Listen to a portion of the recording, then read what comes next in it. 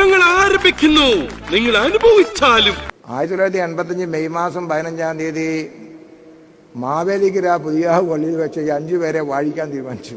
അത് വല്ലാത്തൊരു കഥയാണ്. എന്നിട്ട് ഇങ്ങനെ പേര് ഓരോരുത്തരോടും ചോദിച്ചു. അപ്പം എനിക്ക് ഓസ് എന്ന് പറയുന്നൊരു പേര് ഇല്ല. ഓസ് വരെ ഓസാണ്. സീനിയേഴ്സ് എല്ലാവരും എടുത്തു, ഞാൻ ഏറ്റവും അതിൽ ചെറുതാണ്. ആ ഓസ് തരുമോ കുറച്ചു നേരത്തേക്ക്? അപ്പം എന്നോട് ചോദിച്ചു എന്താ പേര്. അപ്പം ഞാനൊരു ഓസ് എന്നുള്ള പേരിലൊരു പേര് പറഞ്ഞു. എന്തോടാ ആർക്കറിയാം? വേദപുസ്തകത്തിൽ നിന്ന്. ഉടനെ അവൻ കള്ളനാ, വേറെ വല്ല പേരും പറ. അബ്രപ്റ്റായിട്ട് തിരുമേനി പറഞ്ഞു. പിന്നെ വേറെ 1-2 തിരുമേനിമാർ പറഞ്ഞിട്ടാണ് മെലീറ്റസ് അഥവാ മെലീത്തിയോസ് എന്നുള്ളൊരു പേര് എനിക്ക് ലഭിച്ചത്. അത് എന്താണെന്ന് പോലും എനിക്ക് അറിയാൻ മേല. ചേട്ടന് ഇതിനെപ്പറ്റി വലിയ ധാരണയില്ലല്ലോ.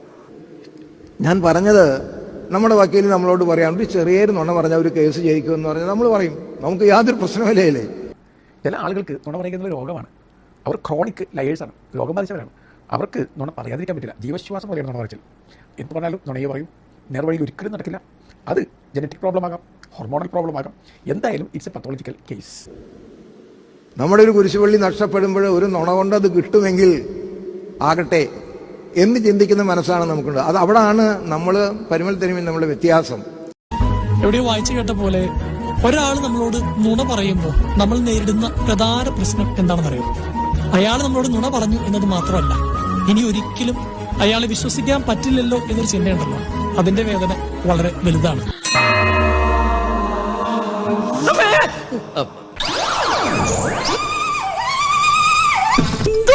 സോറി, ഞാനിതാ എത്തിപ്പോയി. സഹൃദയരെ നമസ്കാരം.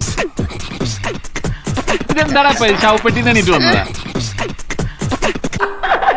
നിന്റെ ഓരോ കളികളെ